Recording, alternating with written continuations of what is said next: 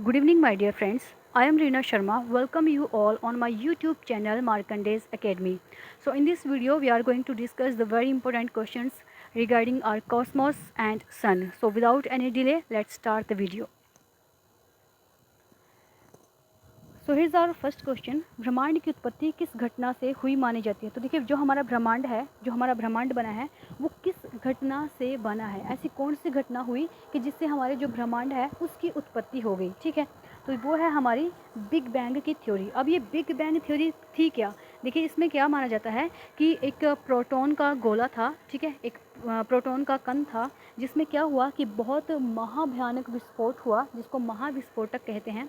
और उस महाविस्फोट की वजह से वो अनेक बहुत छोटे छोटे टुकड़ों में बट गया। ठीक है, और वो बहुत छोटे छोटे टुकड़ों में बटने के बाद क्या है कि वो और आगे उनका जो है वो टुकड़े होते चले गए, महाविस्फोट होता चला गया। और फिर वो आगे चलते हुए क्या हुआ कि और भी ज़्यादा टुकड़ों में है जो वो बढ़ता चला गया। ठीक है, और ऐसा माना जाता है कि आज भी जो हमारा ब्रह्मांड है वो लगातार विस्तार कर रहा है और लगातार अलग अलग टुकड़ों में, यानी उसमें विस्फोट हो रहे हैं और वो टुकड़ों में बढ़ता हुआ जा रहा है। ठीक है, तो ये थी हमारी बिग बैंग थ्योरी। ठीक है, इसको हम बिग बैंग थ्योरी कहते हैं। ठीक है, चलते हैं अपने नेक्स्ट क्वेश्चन की तरफ। नेक्स्ट क्वेश्चन देखिए क्या है हमारा, बिग बैंग थ्योरी के प्रतिपादक कौन थे। तो देखिए, बिग बैंग थ्योरी से जिन्होंने माना है कि हाँ, इस बिग बैंग थ्योरी से ही जो हमारा ब्रह्मांड है वो बना है, तो वो कौन थे? ये थे हमारे पास जॉर्ज लेमेत्रे। तो जॉर्ज लेमेत्रे ने सबसे पहले माना है कि बिग बैंग थ्योरी से क्या है, हमारा जो ब्रह्मांड है उसकी उत्पत्ति हुई है, वो बना है। ठीक है, बेल्जियम के थे ये हमारे जॉर्ज लेमेत्रे। चलते हैं नेक्स्ट क्वेश्चन की तरफ। नेक्स्ट देखिए क्या है, 1543 में किसने पृथ्वी के स्थान पर सूर्य को केंद्र में स्वीकार किया और सौर मंडल की खोज की। तो देखिए, 1543 में है जो वो पृथ्वी के स्थान पर सूरज को माना, क्योंकि जो क्लॉडियस टॉलमी थे उन्होंने क्या बोला था कि जो हमारी अर्थ है वो सेंटर है और हमारे जो तारे हैं, ठीक है, जिसमें हमारा सूरज आ जाता है, हमारे सूर्य हैं, हमारे जो ग्रह हैं, उपग्रह हैं, ठीक है, तो वो सारे पृथ्वी के चारों ओर चक्कर लगा रहे हैं। लेकिन फिर 1543 में इस बात को खारिज करते हुए निकोलस कोपरनिकस ने क्या बोला कि जी नहीं, हमारी पृथ्वी है वो सेंटर में नहीं है, बल्कि हमारा सूरज है जो सेंटर में है। ठीक है, और सूरज के सेंटर में होने से क्या है कि जितने भी हमारे जो ग्रह हैं, उपग्रह हैं, ठीक है, और जो भी खगोलीय पिंड है वो सूरज के चारों ओर चक्कर लगाते हैं। लेकिन अभी वर्तमान का जो हमारा जो तथ्य है वो क्या है कि हमारा जो सूर्य है ये भी सेंटर में नहीं है।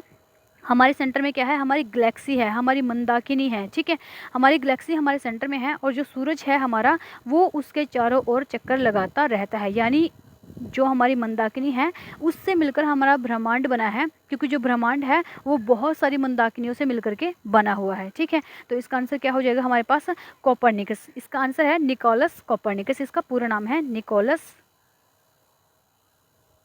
कोपरनिकस।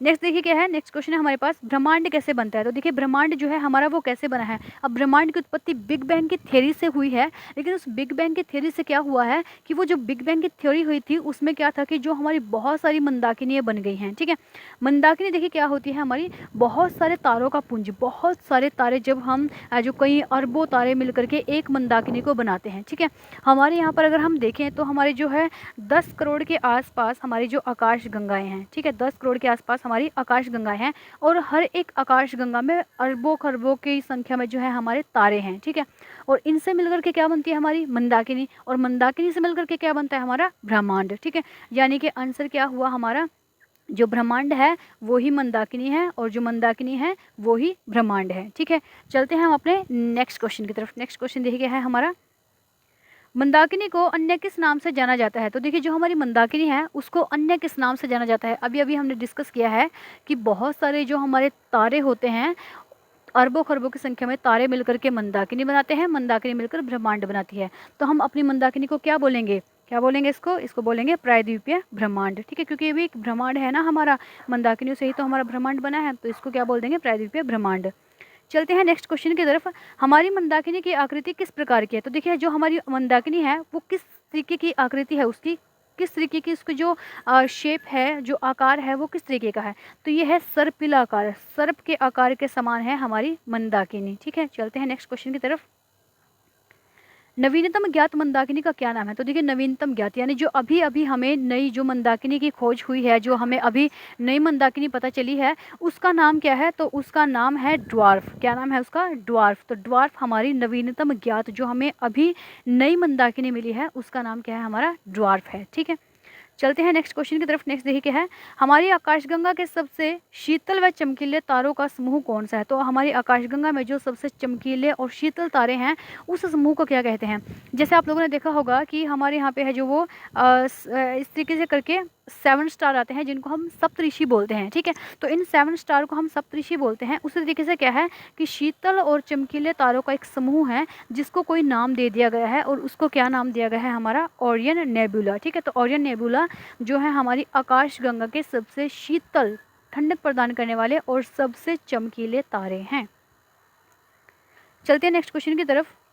सूर्य का सबसे निकटतम और पृथ्वी से दूसरा नज़दीकी तारा कौन सा है? तो देखिए सूर्य से सबसे निकटतम, अगर सूरज हमारी पृथ्वी के पास ना हो, तो अगर हम बोले कि सबसे पास का तारा फिर कौन होगा, तो वो प्रोक्सिमा सेंचुरी होगा, जो हमारी अर्थ के बिल्कुल पास होगा और जो सूरज के भी बिल्कुल पास में है। ठीक है, तो प्रोक्सिमा सेंचुरी सूर्य हमारी पृथ्वी से दूसरा और सूरज से बिल्कुल पास वाला पहला जो है तारा है। ठीक है, हमारी आकाशगंगा के मध्य में स्थित वह केंद्र बिंदु जो गुरुत्वाकर्षण को अपने क्षेत्र से बाहर नहीं जाने देता, कौन सा है? तो हमारी आकाशगंगा के बीच में जो है एक केंद्र बिंदु है, और वो बिल्कुल ही छोटा सा बिंदु है, बिल्कुल ही छोटा सा होल है। ठीक है, और लेकिन वो इतना गहरा है, उसके अंदर इतना गुरुत्वाकर्षण बल है कि वो अपने से बाहर है, अपने प्रकाश को निकलने ही नहीं देता। जैसे आप लोगों ने देखा होगा कि जब हम किसी भी चीज़ को उछालते हैं, ऊपर फेंकते हैं, तो वो हमारी जो पृथ्वी है उससे बाहर नहीं जाती है। अगर हम स्पेस से छलांग लगाते हैं तो हम पृथ्वी पर नहीं आ पाते हैं, बीच में लटक जाते हैं ना, सुना होगा आप लोगों ने बहुत बार। तो ये क्यों होता है? तो इसीलिए होता है क्योंकि वहाँ तक हमारी पृथ्वी का गुरुत्वाकर्षण बल है ही नहीं, और हम ऊपर से अगर किसी भी पेन को या किसी भी कॉपी को या किसी भी चीज़ को अगर हम नीचे गिराते हैं, तो वो नीचे झट से हमारी पृथ्वी पर गिर जाती है। तो वो किस वजह से गिरती है? गुरुत्वाकर्षण के कारण गिरती है। तो इसका आंसर क्या होगा? ब्लैक होल है वो केंद्र जो गुरुत्वाकर्षण को अपने क्षेत्र से बाहर नहीं जाने देता। नेक्स्ट क्वेश्चन देखिए क्या है हमारा, आकाशगंगा के निकटतम मंदाकिनी यानी कि एंड्रोमेडा कौन सी है? ठीक है, यानी कि एंड्रोमेडा ये है मंदाकिनी का ही नाम दिया गया है। ठीक है, जिसको हम आकाशगंगा को हम जैसे गैलेक्सी बोल देते हैं अपनी को। ठीक है, तो ये पूछा है कि आकाशगंगा के सबसे निकटतम मंदाकिनी, हमने नई देखी थी कि नई कौन सी थी? हमारी ड्वार्फ थी। और जो सबसे पास वाली मंदाकिनी है, जो इसकी फ्रेंड है हमारी मंदाकिनी की, ठीक है, आकाशगंगा की, वो कौन सी है? देवयानी। ठीक है, तो देवयानी इसके सबसे पास वाली मंदाकिनी है हमारी। चलते हैं नेक्स्ट क्वेश्चन की तरफ।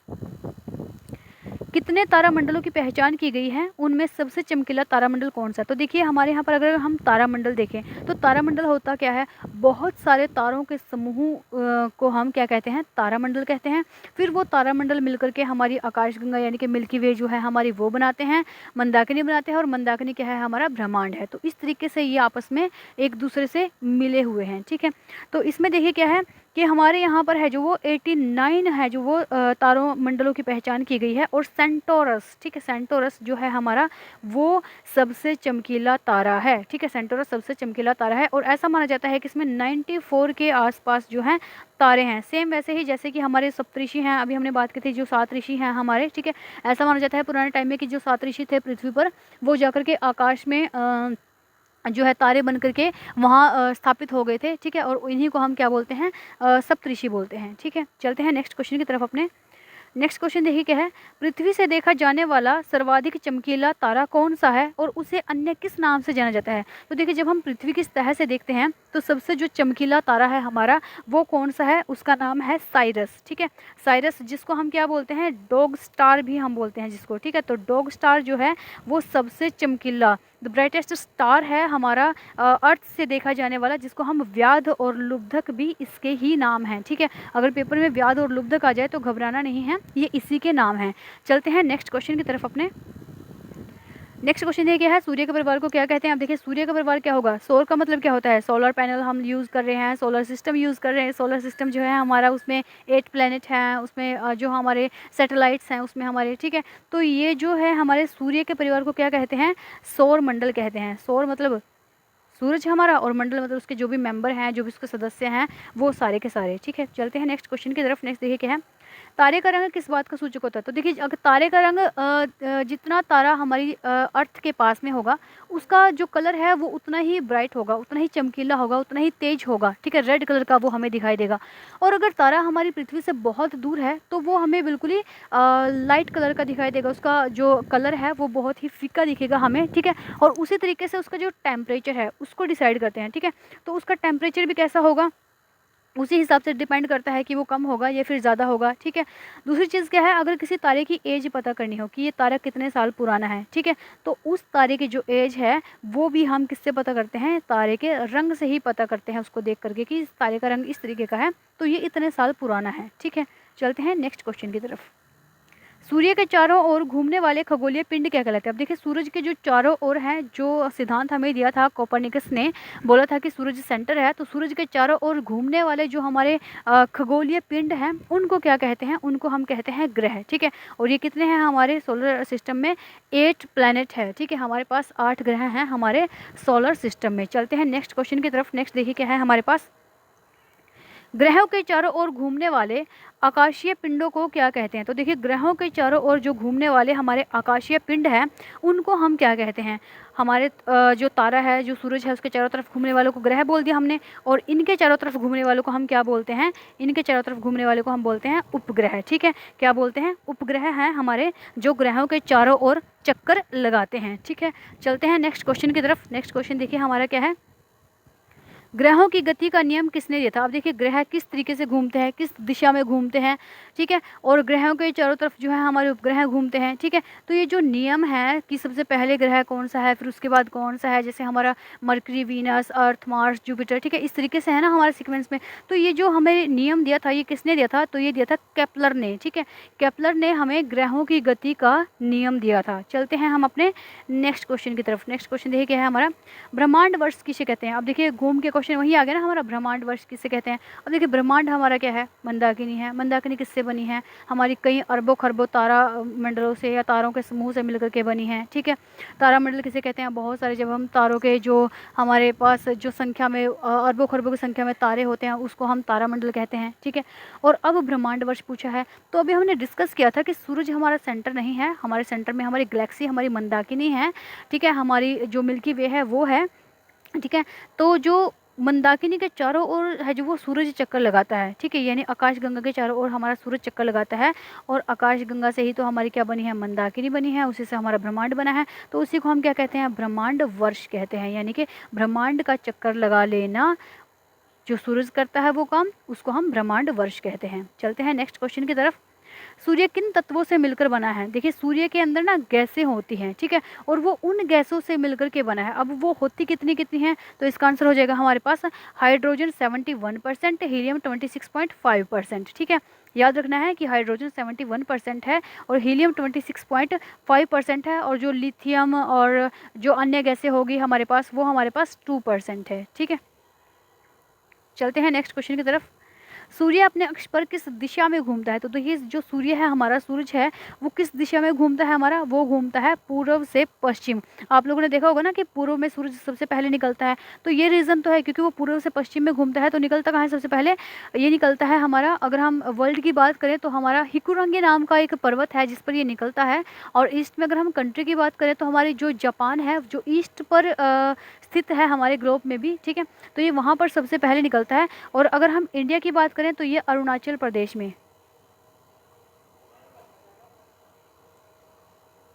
अरुणाचल प्रदेश में सबसे पहले निकलता है। और अरुणाचल प्रदेश से अगर हम अपने गुजरात का अगर हम टाइम देखें कि कितना पड़ता है, तो अरुणाचल प्रदेश और हमारे गुजरात के टाइम में ना 2 घंटे का डिफरेंस आता है, ठीक है। 2 घंटे का डिफरेंस पड़ता है हमारे गुजरात में और हमारे अरुणाचल प्रदेश में, क्योंकि यहाँ सूरज पहले निकल जाता है। यहाँ पर 9 बजे होंगे तो हमारे यहाँ पर 7 बजे होंगे, ये 2 घंटे पहले चलता है हमारे से, ठीक है। चलते हैं अपने नेक्स्ट क्वेश्चन की तरफ।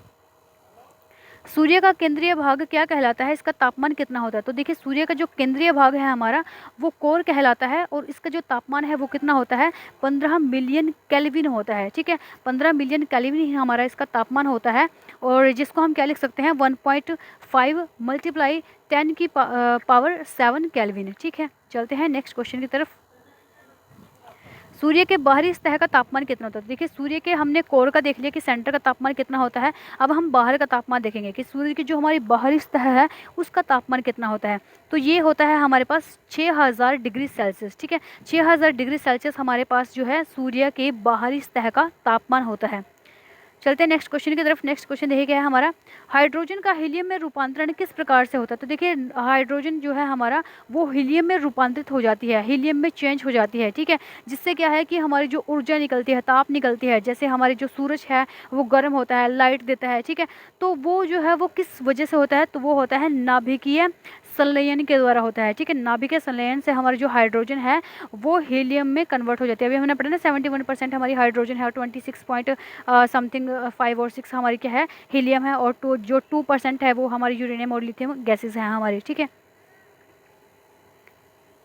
नेक्स्ट, सूर्य ग्रहण के समय दिखाई देने वाले सूर्य के भाग को क्या कहा जाता है। तो जो सूर्य ग्रहण के टाइम जब हमारा सोलर एक्लिप्स होता है उस टाइम पर हमें जो सूरज का भाग दिखाई देता है उसको हम क्या कहते हैं, उसको हम कहते हैं सूर्य किरीट। सूर्य की किरीट नहीं कहते, सॉरी, उसको हम सूर्य किरीट कहते हैं, सूर्य किरीट। और इसी को हम क्या कहते हैं, सूरज का मुकुट, सूरज का मुकुट। ठीक है, इसी भाग को हम सूरज का मुकुट कहते हैं जो हमें सूर्य ग्रहण के टाइम पर दिखाई देता है। चलते हैं नेक्स्ट क्वेश्चन की तरफ।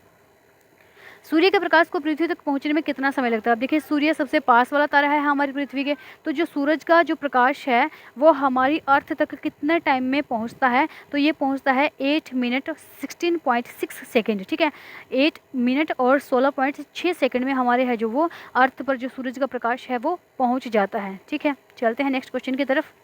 सूर्य के धब्बों का एक चक्र कितने वर्ष में पूरा होता है। तो देखिए सूर्य के अंदर धब्बे हैं। ठीक है, जो ऐसा माना जाता है कि पहले 11 साल तो वो क्या है बढ़ते रहते हैं। ठीक है, और फिर बाकी के जो 11 साल हैं वो घटते रहते हैं। ठीक है, तो इन धब्बों का जो एक चक्र है वो कितने समय में, 22 हो गए ना, 11 और 11 22। ठीक है, तो 22 वर्षों में ये जो है अपना एक चक्र पूरा करते हैं हमारे। ठीक है,